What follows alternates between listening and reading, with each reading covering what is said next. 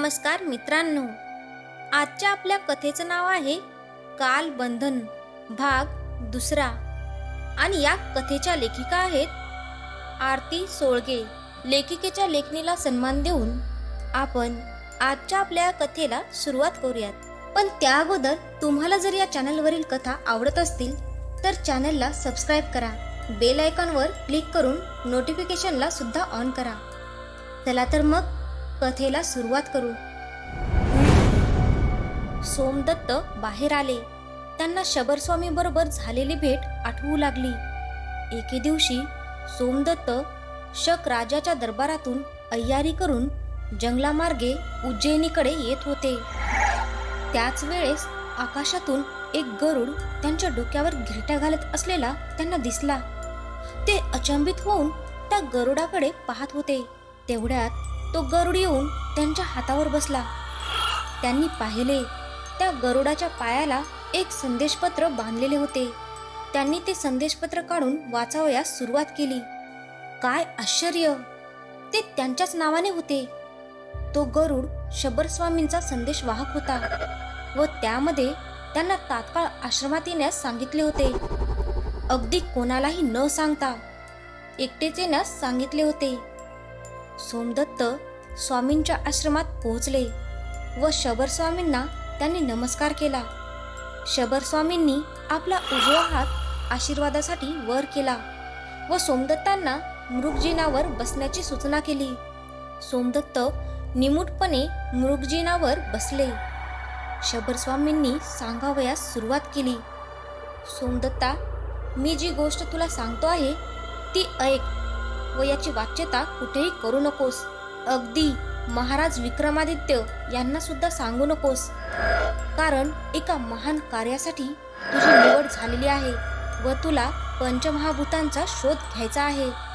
सोमदत्त म्हणाले, क्षमा असावी महागुरु, मी पंचमहाभूते कुठे शोधणार? महागुरु शबरस्वामी हसले व म्हणाले, सोमदत्ता, हा नियतीचा खेळ फार निराळा आहे व या खेळातून कुणीही वाचू शकत नाही. तुला एक कहाणी सांगतो, ऐक. 18 वर्षांपूर्वी महाराज विक्रमादित्य यांना पुत्रप्राप्ती झाली. त्याचे नाव विक्रमचरित असे ठेवण्यात आले व राजकुमाराची जन्मकुंडली काढण्याचे काम आर्यभट्ट यांचा शिष्य ज्योतिर्विद व गणितज्ञ मिहिर या सोपविण्यात आले होते. त्यांनी अगदी मनापासून ज्योतिषज्ञान व गणितज्ञानाने कुंडली तयार केली. पण त्या कुंडलीमध्ये एक महाभयंकर योग होता. त्या योगाने राजकुमार यांचा 18व्या वर्षी जंगली वराहाच्या हातून मृत्यू होणार आहे व हा मृत्यू झाल्यानंतर एक भयंकर संकट या भारतवर्षावरती येणार आहे व हे संकट रोखण्याची जबाबदारी तुझ्यावरती व पंचमहाभूतांची आहे. सोमदत्त विस्मित झाले व म्हणाले, पण महागुरु, आपण आपल्या ज्ञानाने व शक्तीने राजकुमाराचा मृत्यू वाचू शकत नाही का? नाही सोमदत्ता, हे विधिलिखित एवढे मजबूत आहे की मी नियतीच्या या कार्यात ढवळाढवळ नाही करू शकत. पण आपण हे संकट काही शतके पुढे घालू शकतो आणि तोपर्यंत ही पंचमहाभूते शक्तिशाली होऊन कदाचित हे संकट टाळू शकतील. आपण सर्व विधात्याने मांडलेल्या सारीपाटावरील प्यादे आहोत. तो जशा कवड्या टाकेल तसे आपल्याला कार्य करावे लागेल आणि विधात्याने यावेळेस जी सूत्रे हलवली आहेत त्यामधून कोणाचीही सुटका नाहीये. अगदी मी किंवा राजा विक्रमादित्यांची सुद्धा सुटका नाहीये. आपण म्हणतो यांचा जन्म झाला, त्यांचा मृत्यू झाला, हा राजा विजयी झाला, तो राजा पराभूत झाला. अरे, हे त्या राज्याचे कर्तृत्व असेल, पण याची सर्व सूत्रे त्या वरती बसलेल्या सूत्रधाराच्या म्हणजेच विधात्याच्या हातात आहेत. तुम्ही त्या विधात्याच्या आज्ञेशिवाय एक श्वासही घेऊ शकत नाही. तर कोणाचा मृत्यू झाला किंवा कोणाचा जन्म झाला तर त्याला कोणाला जबाबदार करू शकतो आणि विधिलिखित बदलणे हे हजारो वर्षांपासून आजतागायत कोणालाही जमलेले नाही. सध्या आपण तो नियतीचा फेरा लांबवू शकतो परंतु बदलू नाही शकत. म्हणून मी किंवा कुणीही राजकुमार विक्रमचरित यांचा मृत्यू वाचू शकत नाही. आणि मी तुला हे सर्व का सांगतोय माहित आहे? कारण आपणही या सारीपाटावरील प्यादे आहोत व आपणास तेच काम करावयाचे आहे. जे काम करण्यासाठी आपली निवड झाली आहे. म्हणून मी सांगतोय, त्या गोष्टी तू इतर कोणालाही सांगू नकोस. फक्त विधात्याने तुला दिलेले कार्य करत राहा. सोमदत्ता, एक गोष्ट लक्षात ठेव. आपण रंगमंचावरील चालणाऱ्या काळसूत्री बाहुल्या आहोत आणि त्याची सर्व सूत्रे ही विधात्याच्या हातात आहेत. आणि त्या विधात्याने राजकुमार विक्रमचरित यांच्या जन्मापासून एक खेळ मांडला आहे. त्याने कवड्या टाकल्या आहेत. आपण फक्त त्याच्या इच्छेनुसार काम करायचे आहे, ना कमी ना जादा. तुझे काम या पंचमहाभूतांना शोधणे, माझे काम हे संकट काही शतकासाठी पुढे टाळणे. पण एक गोष्ट लक्षात ठेव, त्या वेळेला विधात्याने टाकलेल्या सारीपाटाचा डाव कोणीही उधळू शकत नाही. तो आपण काही शतके पुढे ढकलू शकतो, पण आता थांबलेला हा डाव त्यावेळेस परत सुरू होईल. हे विधिलिखित आहे. फक्त त्यामध्ये विधात्याने या पंचमहाभूतांची योजना केलेली आहे. व हा डाव जर बदलायचा असेल तर फक्त पंचमहाभूतेच बदलू शकतात. अन्यथा या पृथ्वी तलावर दुसरे कोणीही बदलू शकत नाही. कारण निसर्गाचा एक नियम आहे, जर डोंगर तयार व्हायचा असेल तर कुठेतरी खड्डा हा पडलेलाच असावा लागतो. पण तुला व पंचमहाभूतांना हे कार्य पार पाडावायचे आहे व हे संकट काही शतके पुढे ढकलावायचे आहे. महागुरु, यामध्ये मी काय करू शकतो ते मला सांगा. मी भारतवर्षावरील संकट टाळण्यासाठी आनंदाने कार्य करण्यास तयार आहे. महागुरु म्हणाले, सोमदत्ता, या संकटास फक्त विक्रमसेन नष्ट करू शकतात व त्यांचा तुला शोध घ्यावयाचा आहे. तीच पंचमहाभूते आहेत. या पंचमहाभूतातील काहींचा जन्म राजकुमार विक्रमचरित यांच्या अगोदर झाला आहे, तर काहींचा जन्म नंतर झाला आहे. आता मात्र सोमदत्तांची बुद्धी काम करेनाशी झाली, कारण विक्रमसेन हे महाराज विक्रमादित्य यांचे खरे नाव होते. तर मग शोध कोणाचा घ्यायचा? महागुरूंनी त्याच्या मनाची चलबिचल अवस्था ओळखली व बाजूला ठेवलेला एक भुर्जपत्राचा कागद उचलला व सोमदत्तांना दिला. त्यावरती 5 नावे लिहिलेली होती. त्यामध्ये 3 पुरुष व 2 स्त्रिया होत्या. ती नावे अशी होती: विश्वास, कृतिका, मंजिरी, सेतू माधव, नकुल. सोमदत्तांनी ती 5 नावे वाचली, पण तरीही त्यांना काही उलगडा झाला नाही. सोमदत्तांनी महागुरूंना विचारले, महागुरु, मला विक्रमसेन व ही 5 नावे यामध्ये काही संबंध दिसत नाही. आणि विक्रमसेन हे तर महाराज विक्रमादित्य यांचे खरे नाव आहे. मग मी शोधू कुणाला? त्यावेळेस तुला आपोआपच या पंचमहाभूतांचा शोध लागेल. तशी नियतीची रचनाच आहे. सोमदत्तांनी काही क्षण विचार केला व म्हणाले, महागुरु, मी हे कार्य करण्यास तयार आहे. महागुरूंनी त्याला बाहेरील तलावात जाऊन आंघोळ करून येण्यास सांगितले. सोमदत्त बाहेरील तलावात जाऊन आंघोळ करून ओले त्याने परत आले व मृगजिनावरती बसले. महागुरूंनी त्यांच्यासमोर भस्माने एक पंचकोनी आकृती तयार केली व ते हातामध्ये तांदूळ घेऊन एक मंत्र पुटपुटू लागले. त्यांनी ते तांदूळ पंचकोनी आकृतीवर टाकताच ती आकृती निळसर रंगात प्रज्वलित झाली. महागुरूंनी सोमदत्ताला उजवा हात त्या आकृतीवरती ठेवण्यास सांगितला. सोमदत्तांनी आपला उजवा हात त्या आकृतीवरती ठेवला, पण आश्चर्य, त्या अग्नीत कमालीची शीतलता होती. त्यांनी हात ठेवताच त्यांना आपल्या शरीरात एक विचित्र संचार झाल्याची अनुभूती झाली. महागुरूंनी आपला उजवा हात सोमदत्ताच्या डोक्यावरती ठेवला व हे कार्य करण्याची दीक्षा प्रदान केली. अचानक सोमदत्तांना ती पंचमहाभूते स्पष्ट दिसू लागली व ती कोण आहेत, कुठे आहेत हेही स्पष्ट झाले. महागुरूंनी सोमदत्तांच्या डोक्यावरील हात काढला व डोळे उघडण्यास सांगितले. सोमदत्तांनी डोळे उघडून महागुरूंना प्रणाम केला व ते पंचमहाभूतांच्या शोधास तयार झाले. महागुरु म्हणाले, काही दिवसानंतर अशा काही घटना घडतील की महाराज विक्रमादित्य माझा शोध सुरू करतील, पण मी या नियतीच्या कामात ढवळाढवळ नको म्हणून हिमालयामध्ये तपश्चर्या करण्यास जात आहे. महाराजांनी तुला माझा शोध घेण्यास पाठवले, तर माझा शोध घेऊ नकोस. मी ज्यावेळेस माझी जरूरत असेल त्यावेळेस स्वतः तिथे हजर होईन. असे म्हणून महागुरूंनी त्यांना आशीर्वाद देऊन जाण्याची आज्ञा केली. महाराज विक्रमादित्य यांनी ज्यावेळेस सोमदत्तांना महागुरु शबरस्वामी यांचा शोध घेण्याची आज्ञा दिली, त्यावेळेस सोमदत्तांना आपण घेतलेल्या दीक्षेची आठवण झाली व त्यांना खात्री पटली की हे विधिलिखित कोणीही टाळू शकत नाही. परंतु सोमदत्त हे कोणालाही सांगू शकत नव्हते, कारण त्यांनी तसे वचन महागुरूंना दिले होते. आता त्यांचा पंचमहाभूतांचा शोध सुरू झाला होता. ती पंचमहाभूते म्हणजेच विक्रमसेन होय.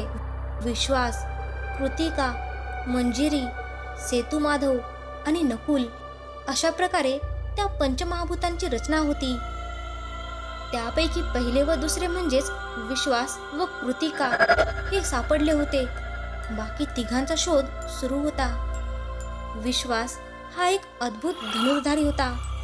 त्याचे संगोपन स्वतः सोमदत्तांनीच केले होते. तर कृतिका ही एक 24-25 वर्षाची सुंदर तरुणी होती. गव्हाळ रंग, काळेभोर केस, रेखीव भुवया व त्याखाली असणारे हरिणीप्रमाणे डोळे, नाजूक चाफेकळीसारखे नाक, लालचुटुक ओठ, नाजूकशी हनुवटी, गोल चेहरा व कोणालाही वेड लावेल अशी शरीर रचना. विधात्याने जणू काही अगदी निवांत वेळेत तिला बनविले असावे. हिच्याबाबत बरेच काही घडले होते. उज्जैनी नगरीच्या जवळ असलेल्या एका गावात एका कुटुंबात तिचा जन्म झाला होता. ती लहान असतानाच तिची आई मृत्यू पावली होती व ती 8 ते 9 वर्षांची असतानाच अचानक एका रात्री त्यांच्या घरावरती दरोडेखोरांनी हल्ला केला. त्यामध्ये तिचे वडील मारले गेले. पण मरताना तिच्या वडिलांनी तिला एका अश्वावर बसून पळवून घालवले होते. त्यामुळे तिचा जीव वाचला होता. ती तेथून उज्जैनी नगरीत आली व घरकाम करून पोट भरू लागली. तिथेच राहणाऱ्या या एका सुखवस्तू नवरा बायकोचे काम ती मनोभावे करत असे. त्यांना मूलबाळ नव्हते, त्यामुळे ते तिला मुलगी मानत. तिला शिक्षणामध्ये रस होता, म्हणून त्या दत्तक पित्याने तिचे शिक्षण सुरू केले. ज्यावेळेस ती 20 वर्षांची झाली त्यावेळेस ती एक अद्भुत शक्तीची मालकीन होती. तिची बुद्धी उपजतच अफाट होती व त्याचा वापर करून ती एक सफल आणि अद्भुत नकाशा वाचक बनली. एके दिवशी सोमदत्तांची व तिची गाठ पडली. त्यावेळेस सोमदत्त यांना आतून अनुभूती झाली की हीच ती कृतिका. त्यांनी तिला थांबवून तिचे नाव विचारले. त्यावेळेस तिने आपले नाव कृतिका असे सांगितले. आता शंकाच उरली नव्हती. मग सोमदत्तांनी राजदरबारात नकाशा वाचक म्हणून राजा विक्रमादित्य यांना सांगून तिची नोकरी लावून दिली. कृतिकाने अजूनपर्यंत लग्न केले नव्हते, कारण तिला योग्य वर सापडला नव्हता. सोमदत्त शक राज्याच्या नगरीकडे निघाले होते. ते एका जंगलातून जात असताना त्यांना एक अद्भुत नजारा पाहावयास मिळाला. एक 18 वर्षांची मुलगी जंगलामध्ये एका उंच जागी बसली होती व तिच्या समोर जंगलामधील हर तऱ्हेचे प्राणी हजर होते. जसे काही ती महाराणी व समोरील प्रजा. सोमदत्त एका झाडामागे लपून पाहू लागले. ती मुलगी हाताच्या इशाराने एकेका प्राण्यास समोर बोलावत होती व त्यांना कामे सांगत होती व ते प्राणी निमूटपणे तिचे ऐकत होते. सोमदत्तांना आश्चर्य वाटले, कारण त्या प्राण्यांमध्ये वाघ, सिंह, हत्ती, कोल्हा, लांडगा अशा हिंस्र प्राण्यांचा समावेश होता व ते प्राणी निमूटपणे तिने सांगलेले ऐकत होते, जसे काही त्यांना मनुष्याची भाषा येत असावी. आणि ते सर्व प्राणी गुण्या गोविंदाने एका जागी बसले होते. त्यांच्यामध्ये अजिबात शत्रुता दिसत नव्हती. काही वेळानंतर त्या मुलीने त्या सर्व प्राण्यांना तिथून आपल्या जागी जाण्यास सांगितले. ते सर्व प्राणी उठून जंगलात नाहीसे झाले. आता सोमदत्तांना राहावेना. ते त्या मुलीच्या समोर आले आणि ते तिला काही विचारणार. इतक्यात त्यांना काय झाले ते त्यांनाही समजले नाही व ज्यावेळेस त्यांना समज आली त्यावेळेस ते एका गावात धर्मशाळेच्या खांबाबरोबर बांधलेले होते. सोमदत्तांना समजेना की ते तर त्या मुलीसमोर उभे होते. तिथून ते या खांबापर्यंत आले कसे व त्यांना बांधले कोणी? त्यांच्या बाजूस गावकऱ्यांची गर्दी जमलेली होती. इतक्यात तेथे त्या गावचा प्रमुख आला व त्याने सोमदत्तांना त्यांची ओळख विचारली. सोमदत्तांनी आपली ओळख उपसेनापती म्हणून दिली. गावकऱ्यांना विश्वास वाटेना म्हणून त्यांनी गावच्या कोतवालास बोलावून आणले. कोतवालाने त्यांना ओळखले व सैनिकांना सोडण्याची आज्ञा दिली. गावकरीही त्यांची माफी मागू लागले, परंतु सोमदत्तांना त्यांच्याबद्दल काहीच वाटले नाही. पण अजूनही त्यांना प्रश्न पडला होता, ते या ठिकाणी आले कसे? आणि या प्रश्नाचे उत्तर ती मुलगीच देऊ शकत होती. म्हणून सोमदत्तांनी त्या मुलीबद्दल चौकशी केली. तेव्हा त्यांना कळले की ती एका कुंभाराची मुलगी होती. तिचे नाव मंजिरी होते. सोमदत्तांनी त्या मुलीस बोलावण्यास पाठवले. ती मुलगी घाबरत त्यांच्यासमोर येऊन उभी राहिली. गरीब घरातील असल्यामुळे साध्या कपड्यांमध्ये व साध्या राहणीत ती दिसत होती. परंतु जर तिच्या वागण्यामध्ये व राहणीमानामध्ये सुधार केला तर ती अद्वितीय सुंदर दिसली असती. कुरळे केस, रुंद कपाळ, काळेभोर डोळे, ते डोळे ज्यामध्ये अथांग सागराची विशालता होती व अद्भुत शक्ती होती. त्यामुळे तिच्या नजरेला नजर देण्याची कोणाचीही ताकद होत नव्हती. तिचा चेहरा लांबकुळा होता, लाल सफरचंदाप्रमाणे दिसणारे ओठ, त्यामुळे ती सुंदर दिसत होती. सोमदत्तांनी तिला विचारले की तो जंगलातील प्रकार काय होता? मी या ठिकाणी कसा आलो? मुलीने आपल्या वडिलांकडे पाहिले. तसे तिचे वडील हात जोडून सोमदत्तांसमोर उभे राहिले व त्यांनी सांगितले की मंजिरी जेव्हा जन्मास आली तेव्हापासूनच तिला उपजतच संमोहन विद्या येत होती. ती मनुष्य, प्राणी, पशुपक्षी कोणासही अगदी एका क्षणामध्ये संमोहित करू शकत होती व त्यांच्याकडून हवी ती कामे करून घेऊ शकत होती. सोमदत्त आश्चर्यचकित झाले. त्यांनी नीट त्या मुलीकडे पाहिले असता त्यांना तिसऱ्या पंचमहाभूतांचा शोध लागला.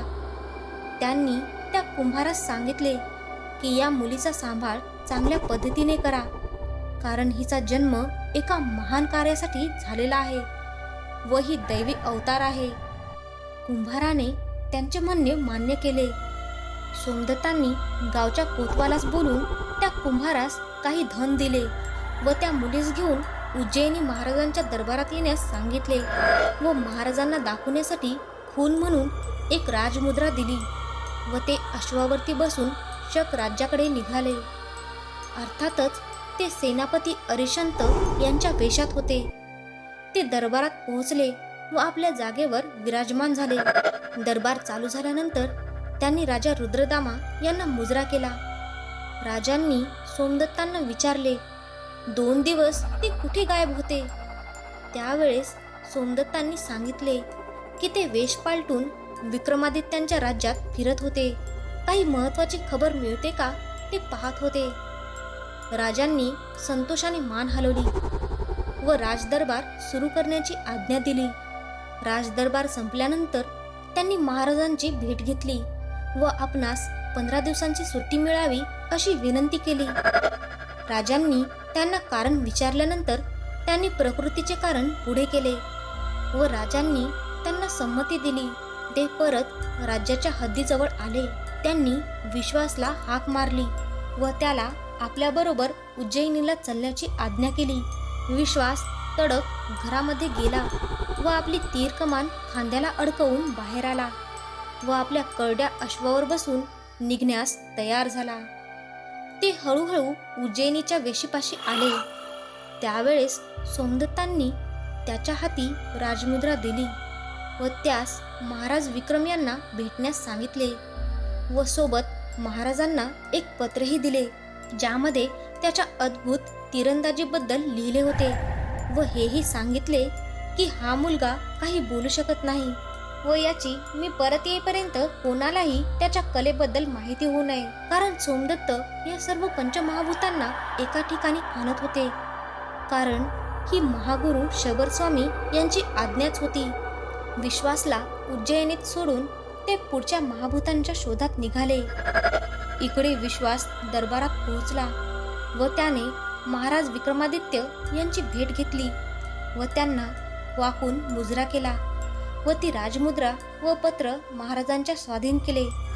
महाराजांनी पत्र वाचून त्यास सेनापतींच्या स्वाधीन केले व अतिथीगृहात ठेवण्याची आज्ञा केली.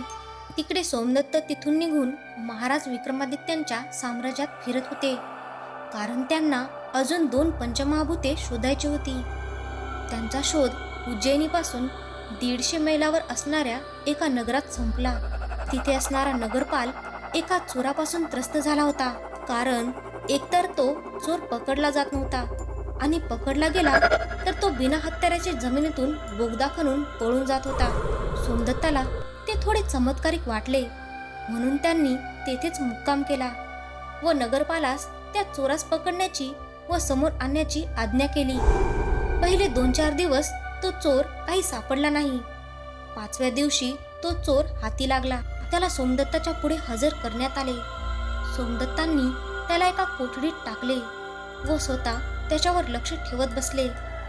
रात्री 2रा प्रहर उलटल्यानंतर तो चोर उठला व त्या कोठडीची भिंत खणू लागला.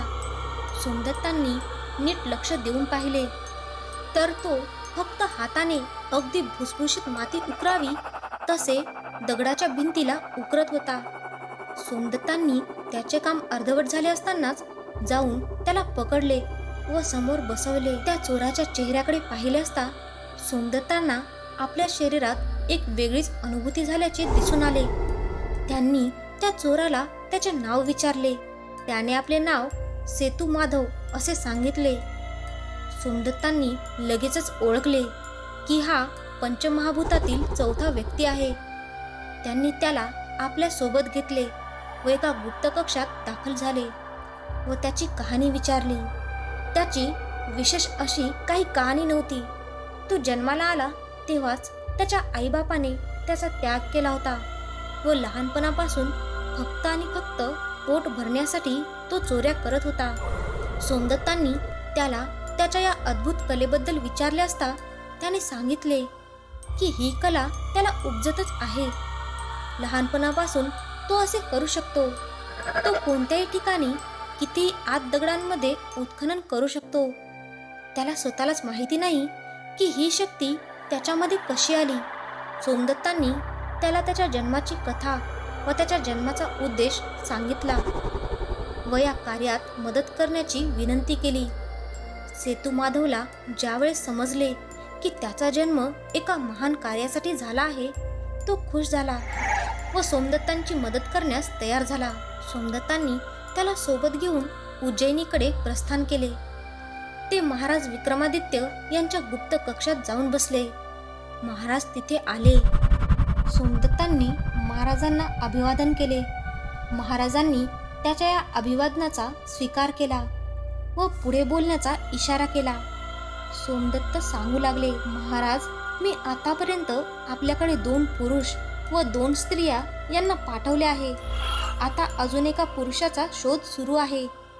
हे 5 जण एका विशेष कार्यासाठी जमा केलेले आहेत. महाराज म्हणाले, सोमदत्ता, ते विशेष कार्य कोणते? सोमदत्तांनी महाराजांना नमस्कार केला व म्हणाले, क्षमा असावी महाराज, परंतु त्या कार्याबद्दल मी सध्या आपणासही सांगू शकत नाही, कारण मी वचनामध्ये अडकलो आहे. पण एवढेच सांगू शकतो की ते कार्य आपल्या भारतवर्षावरती येणाऱ्या संकटात मदत करेल. महाराज विक्रमादित्यांना सोमदत्तावरती पूर्ण विश्वास होता, त्यामुळे त्यांनी त्याचे म्हणणे मान्य केले व पुढे काय करायचे त्याची विचारणा केली. सोमदत्तांनी सांगितले, महाराज, या 5ही लोकांच्या मध्ये काही अद्भुत शक्ती आहेत व काही काळ या लोकांच्या शक्तीबाबत कोणालाही समजता कामा नये व त्यांना अगदी आपल्या सैन्याप्रमाणे प्रशिक्षण देण्यात यावे. महाराजांनी सांगितले, सोमदत्ता, यासाठी माझी परवानगी घ्यायची काय गरज? तुम्ही स्वतः उपसेनापती आहात, तर तुम्ही एक गुप्त प्रशिक्षणशाला उभी करा व त्यांना सर्व प्रशिक्षण द्या. त्याचा सर्व खर्च आपल्या तिजोरीतून करा.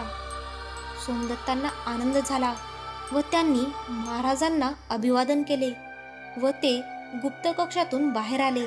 सोमदत्तांनी लगेचच अय्यर रणजितला बोलावणे पाठवले व त्यास उज्जैनीच्या जवळील जंगलात एक गुप्त प्रशिक्षण केंद्र तयार करण्याची आज्ञा केली व बरोबर आणलेल्या विश्वास, मंजिरी, सेतुमाधव यांना रणजितच्या ताब्यात दिले व त्यांचे व्यक्तिमत्व सुधारण्याची आज्ञा केली. पण हे सर्व गुप्तच करायचं होतं. नंतर ते 5व्या व्यक्तीच्या शोधात निघाले. त्यांना माहिती होते की हा 5वा व्यक्ती कुठे आहे. ते रमतगमत उज्जैनीपासून दक्षिणेला 50 मैलावरती असणाऱ्या एका छोट्या शहरात आले व तेथील नगरपालास बोलावून घेतले.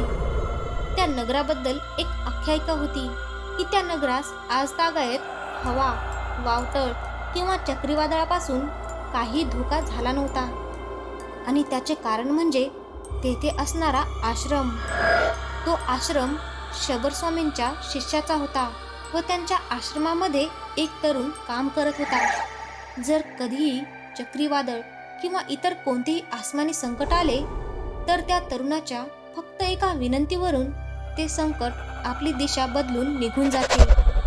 सोमदत्तांनी नगरपालांना आश्रमामध्ये आपणास घेऊन जाण्यास सांगितले.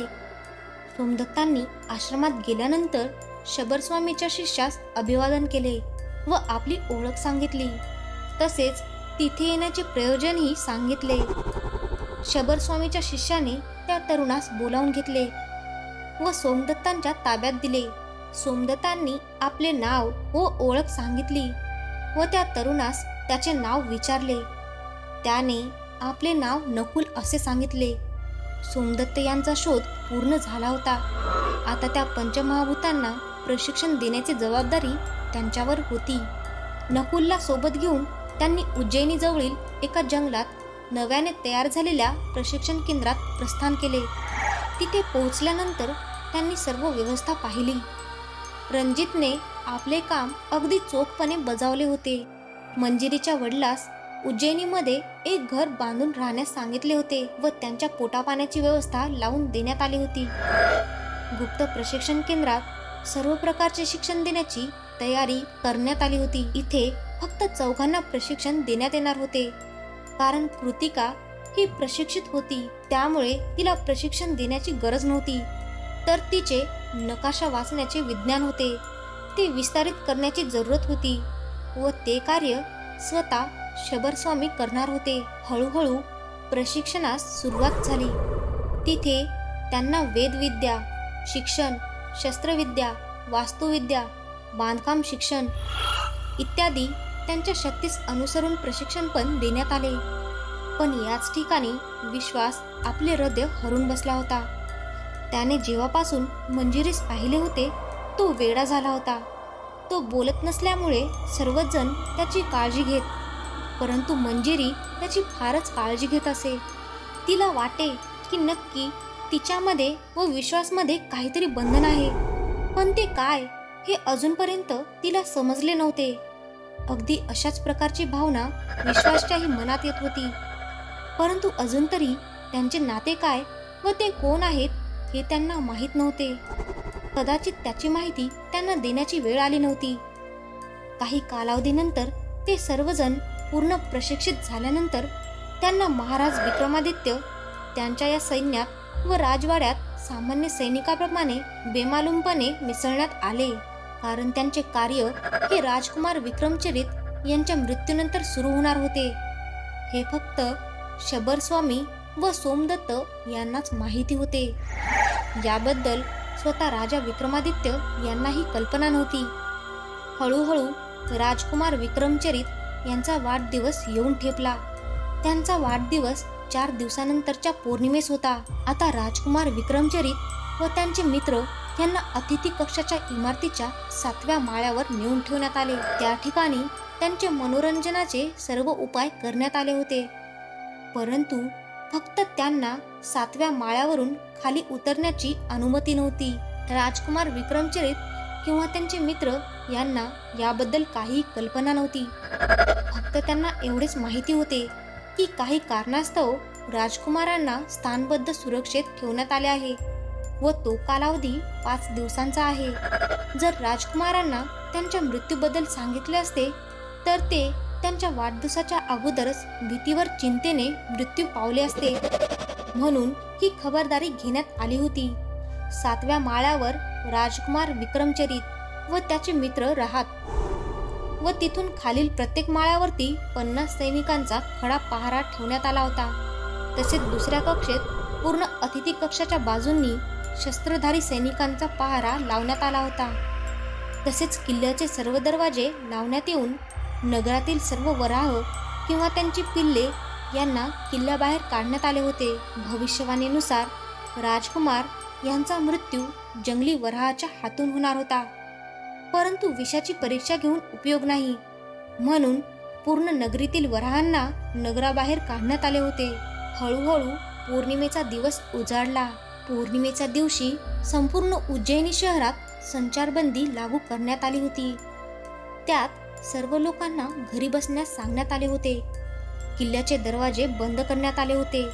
नगरातील सर्व वराह व सर्व प्राण्यांना नगरीबाहेर काढण्यात आले होते. अतिथी कक्षाला तर सैनिकी छावणीचे स्वरूप आले होते. सर्वत्र जागता पहारा लावण्यात आला होता. युवराज विक्रमचरित व त्यांचे मित्र हे 7व्या माळ्यावरती होते. त्यांना 7व्या माळ्यावरती फिरण्याची मुभा होती, परंतु ते खाली उतरू शकत नव्हते. तिथून प्रत्येक माळ्यावरती 25 ते 25 हत्यारी सैनिक पहाऱ्यावरती होते.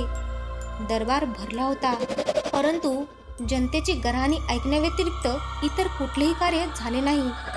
महाराज विक्रमादित्य व नवरत्ने व इतर मंत्रीगण आपापल्या स्थानावरती बसून होते. पहिला प्रहर संपून दुसरा प्रहर चालू झाला. अतिथी कक्षातून क्षणाक्षणाला खबर घेऊन सैनिक येत होते. अजून तरी सर्व सामान्यपणे चालू होते. हळूहळू आवाजात राज्यात व दरबारात चर्चा चालू होती. हे भविष्य खोटे ठरणार. महाराजांनाही वाटू लागले होते, परंतु ज्योतिर्विद मिहीर शांत बसले होते, कारण त्यांना आपल्या भविष्य ज्ञानावरती विश्वास होता. दुसरा प्रहर संपला. तिसरा प्रहर सुरू झाला. पहारा अजून आवळण्यात आला. महाराज स्वतः जाऊन 2 वेळा पाहून आले होते. सर्व काही साधारण होते. राजकुमार विक्रमचरित अगदी आनंदात मित्रांबरोबर रममाण झाले होते. तिसरा प्रहर संपत आला. अतिथी कक्षावरून सैनिक राजकुमार विक्रमचरित यांच्या ताज्या स्थितीची खबर घेऊन आला. सर्व साधारण होते. राजा विक्रमादित्य म्हणाले, ज्योतिर्विद मिहीर, तुमची भविष्यवाणी खोटी ठरणार असे दिसते. मिहीर मंदपणे हसले व म्हणाले, महाराज, मी तर माझी भविष्यवाणी खोटी ठरावी असेच म्हणतो. माझी अशीच इच्छा आहे, परंतु मी ज्योतिषशास्त्राला नाकारू शकत नाही. अजून तिसरा प्रहर संपून चौथा प्रहर लागण्यास वेळ आहे. पाहूयात. तिसरा प्रहर संपला व चौथा प्रहर चालू झाल्याचा टोल पडला. इतक्यात अतिथी कक्षावरून सैनिक आला. सर्व खबर ठीक होती. महाराज म्हणाले, धोका टळला. तुमची भविष्यवाणी खोटी ठरली. मिहीर निराशेने उद्गारले, महाराज, माझी भविष्यवाणी खोटी ठरत नाही. युवराज विक्रमचरित यांचा मृत्यू झालेला आहे. चला, आपण जाऊन पाहू. सर्वजण दरबारातून उठून अतिथी कक्षामध्ये आले.